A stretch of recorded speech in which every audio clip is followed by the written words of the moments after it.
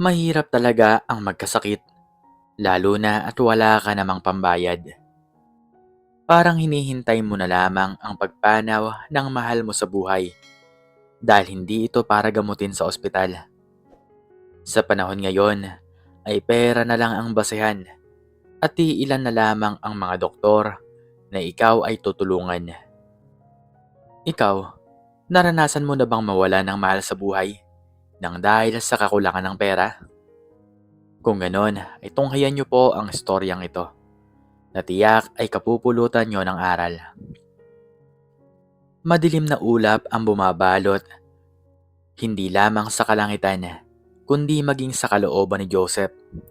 Bawat patak ng ulan na humahampas sa bubungan ng kanyang tinutuluyan ay tila ba dagdag na bigat sa balikat niyang pasan-pasan na ang mga pasanin ng buhay.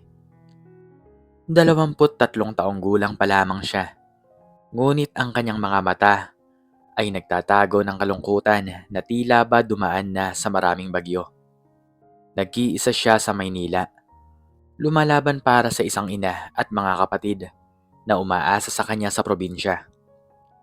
Ang kanyang sahod bilang construction worker ay sapat-sapat lamang upang ipadala sa kanila.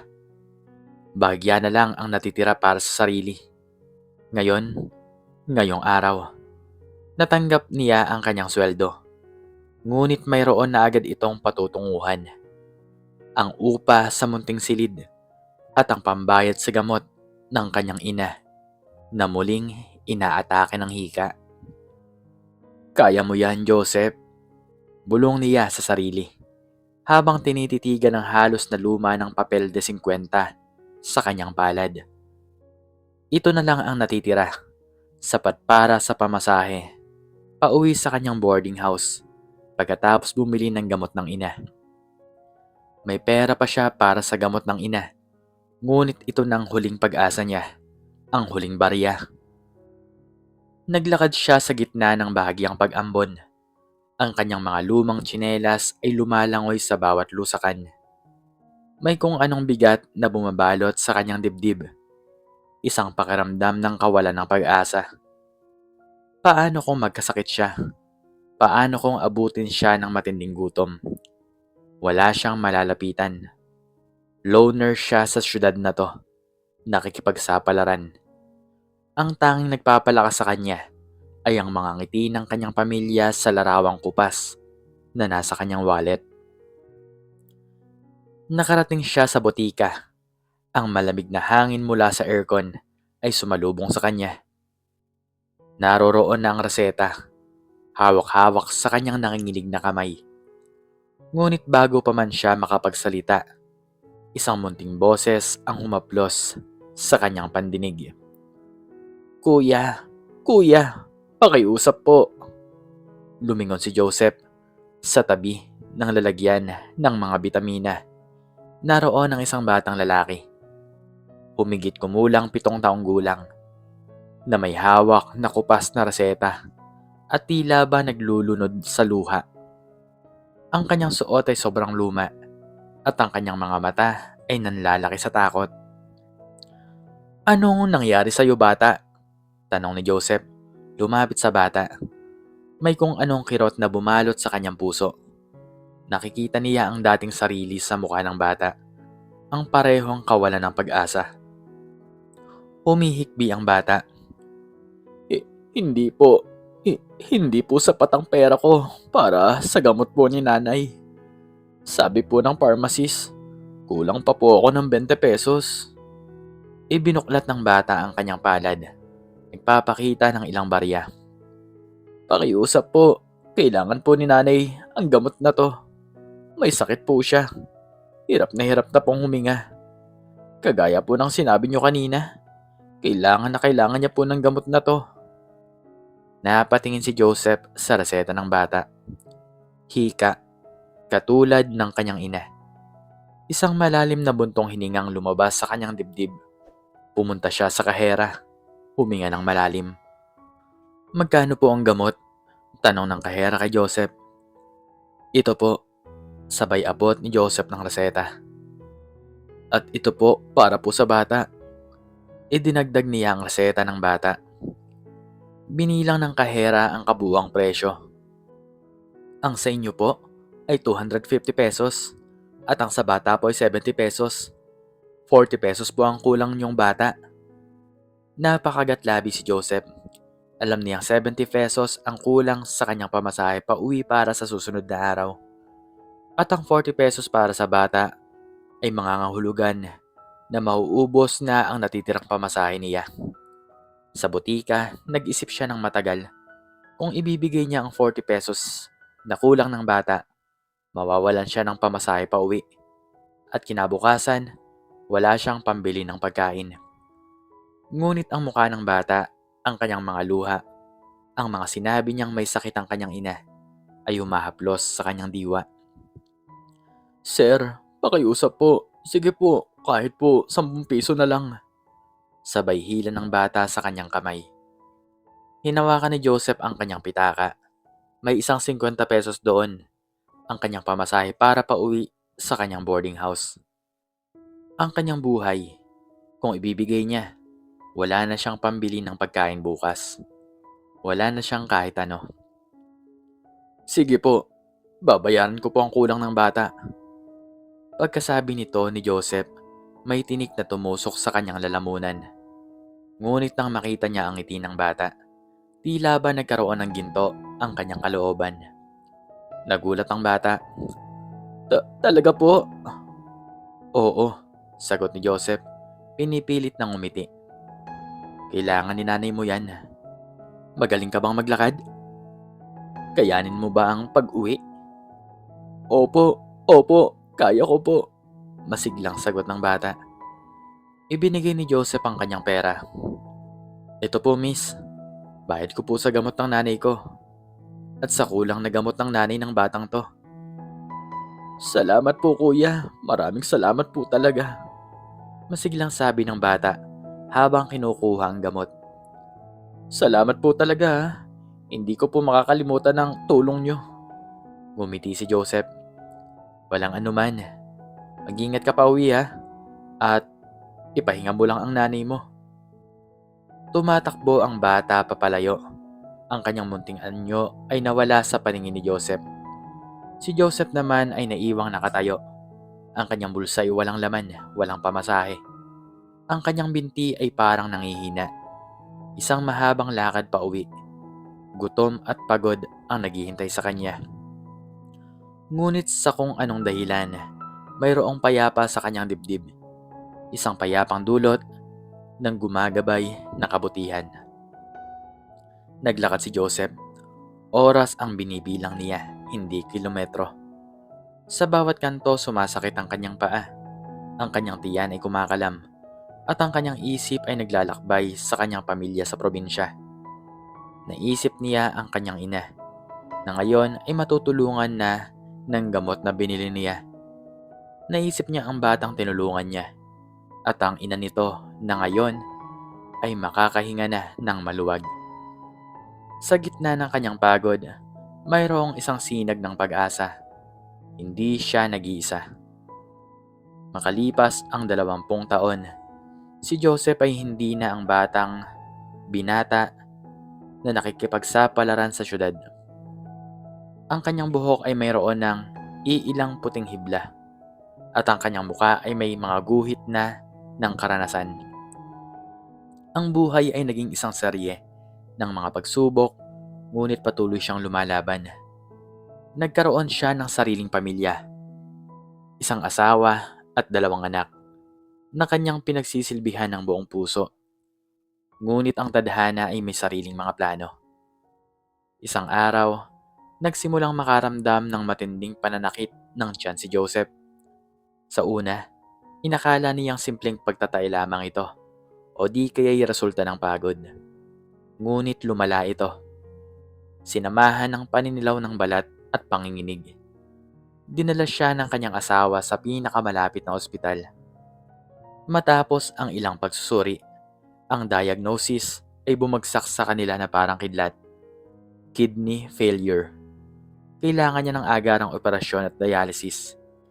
Isang napakalaking halaga na hindi kayang abutin ng kanilang kinikita. Papa, magiging maayos po ba kayo, di ba? Tanong ng kanyang bunsong anak. Ang mga mata ay puno ng luha. Ngumiti si Joseph, ngunit ang kanyang mga mata ay nagtatago ng sakit. Oo anak, lalaban si Papa para sa inyo. Ang mga araw ay naging linggo at ang pera nila ay unti-unting nauubos sa mga paunang gamot at pagsusuri. Ang operasyon ay nanatili lamang pangarap. Ang kanilang pag-asa ay tila ba unti-unting nauubos, kagaya ng kanyang lakas. Halos mawalan na siya ng pag-asa. Naalala niya ang pakiramdam na yon, ang kawalan ng kakayahan na makatulong, ang kawalan ng paraan. Isang hapon, habang nagpapahinga siya sa kanyang kama sa ospital, isang doktor ang pumasok sa kanyang silid. Bata pa ang doktor, ngunit mayroon na itong seryosong aura. Matangkad, malinis ang tindig, at may angking talino sa kanyang mga mata. Pero may kung anong pamilyar sa mga mata ng doktor na nakapukaw sa atensyon ni Joseph. Magandang hapon po, Tito Joseph. Ako po si Dr. Miguel Fardo, ang inyong attending physician. Bati ng doktor, ngumiti. Ang ngiti nito ay mainit at mayroong ganda. Magandang hapon din po, Doc. Mahinang sagot ni Joseph, huminga ng malalim. Nahihirapan siyang huminga. Kayo po bang mag-oopera sa akin? Opo, sir. Ako po ang inyong lead surgeon para sa inyong kidney transplant. Sagot ni Dr. Fajardo habang tinitingnan ang charts ni Joseph. Ito po ay isang komplikadong operasyon, ngunit mayroon po tayong mataas na tsansa ng tagumpay. Ang concern po ngayon ay ang financial aspect. Bumuntong hininga si Joseph. Alam ko na po yun, Doc. Hirap na hirap po kami. Hindi po namin alam kung saan po kami kukuha ng gano'ng kalaking halaga. Tumingin si Dr. Fajardo kay Joseph. Ang kanyang ngiti ay lumalim. Tito Joseph, mayroon po akong sasabihin sa inyo. Huwag po kayong mag-alala sa gastusin. Ang inyong operasyon po ay covered. Libre na po. Napatingin si Joseph, hindi makapaniwala. Libre po? Paano po, Doc? Sino ang tumulong? Nag-isip siya kung sino ang kanyang kakilala na may kakayahang tumulong. Wala siyang maisip. May nagbayad na po, sabi ni Dr. Fardo. Ang kanyang mga mata ay nanunukso. Ito po ay isang maliit na paraan para makabayad sa isang malaking utang. Sa totoo lang po, hindi po ako ang nagpabayad. Ang utang po ay tinutukoy ko na utang ng utang na loob. Nagtaka si Joseph. Utang po? Ngunit sino naman po ang may utang sa akin, Doc? Hindi ko po maintindihan. Ngumiti si Dr. Fardo. Ang kanyang mga mata ay kumikinang sa kanyang mga alaala. Tito Joseph, matagal na po ito. 20 taon na po ang nakalipas. Naalala niyo pa po ba ang isang batang lalaki na inyong tinulungan sa isang butika? Yung kulang po ang pera para sa gamot ng kanyang nanay. Yung batang tinulungan niyo po kahit wala na po kayong pamasahe pa uwi. Nagulat si Joseph. Nagsimulang magkaroon ng kislap ang kanyang mga mata. Ang alaala ay dahan-dahang nagbalik. Malinaw at sariwa. Ang bata, ang kanyang munting muka, ang kanyang mga luha, ang kanyang 50 pesos. Kayo po ba? Kayo po ba ang batang yon? Tanong ni Joseph. Ang kanyang boses ay nanginginig sa damdamin. Tumango si Dr. Fajardo. Ang kanyang ngiti ay puno ng pagmamahal. Opo, Tito Joseph. Ako po si Miguel. Ang batang yon na inyong tinulungan. Ang gamot na yon ang nagligtas sa buhay ng aking nanay. At ang kabutihan po niyo ang nagbigay sa akin ng inspirasyon. Mula po noon, pinangako ko po sa sarili ko na magiging isang doktor po ako. At kapag mayroon na po akong kakayahang tumulong, tutulungan ko po ang mga nangangailangan, kagaya po ng pagtulong niyo sa akin. Hindi na napigilan ni Joseph ang kanyang mga luha.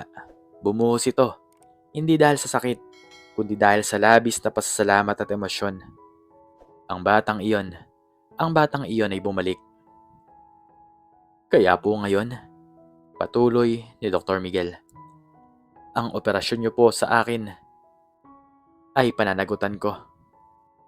Ito po ang maliit kong paraan upang pasalamatan kayo sa buhay na ibinigay niyo po sa aking nanay. Sa pag-asa na ibinigay niyo po sa akin. Wala po itong bayad ah. Ito po ay utang na loob na kailanman ay hindi ko po makakalimutan. Salamat Miguel. Salamat anak. Hindi ko akalain na. Maraming salamat talaga. Bulong ni Joseph. Hirap magsalita. Walang anuman po Tito Joseph, sabi ni Miguel at tinawakan ang kamay ni Joseph. Ito po ang kabayaran ng kabutihan. Ang kabayaran po ng pagiging isang mabuting Samaritan. Magpahinga na po kayo. Maganda po tayo para sa operasyon. Magiging maayos po ang lahat. Ang huling mga salita ni Dr. Miguel ay nagbigay ng kapayapaan sa puso ni Joseph. Ang bigat ng kanyang sakit, ang bigat ng kanyang mga problema ay tila ba naalis. Mayroong pag-asa, mayroong liwanag. Ang kabutihan ay bumalik. Doble ang laki, doble ang pagmamahal. Nagtagumpay ang operasyon ni Joseph. Dahan-dahan bumalik ang kanyang lakas at kasabay nito ang kanyang pananampalataya sa buhay. Regular siyang binibisita ni Dr. Miguel, hindi lamang bilang doktor, kundi bilang isang kaibigan. Naging bahagi ng kanilang pamilya si Dr. Miguel. Isang paalala na ang bawat butil ng kabutihan na itinanim ay magbubunga ng isang kagubatan ng pag-asa. Isang araw, habang papalabas na si Joseph sa ospital, nakita niya si Dr. Miguel na naghihintay. Kumusta na po kayo, Tito Joseph? Tanong ni Dr. Miguel ngumiti.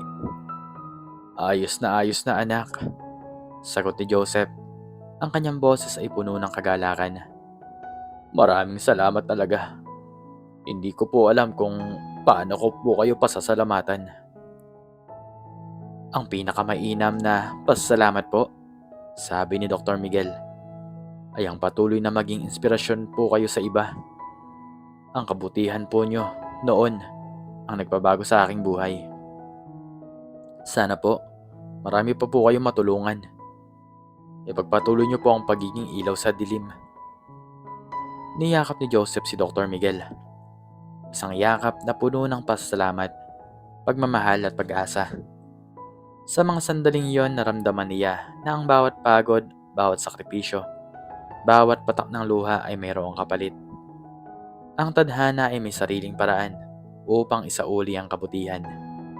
Hindi niya akalain na ang paglalakad ng ilang kilometro pa uwi, ang ginawa niyang sakripisyo, ay babalik sa kanya sa pinakamahalagang sandali ng kanyang buhay. Ang batang kanyang tinulungan ay ngayon na ang nagligtas sa kanya. Isang buhay na muling binuo, isang pag-asa na muling binuhay. Sa mundo ng kaguluhan, ang kabutihan ay nanatiling pinakamakapangyarihang puwersa. Isang binhi na kapag itinanim ay magbubunga ng himala. Ikaw, ano ang natutunan mo sa istoryang to? Makiki-comment naman po sa baba kung ano ang inyong natutunan. At hanggang dito na lamang po nagtatapos ang aking istorya. At sana po ay nagustuhan nyo to. Please like, share, and subscribe. And click the notification bell para palagi po kayong updated sa mga bago kong istorya. Muli ay maraming salamat po.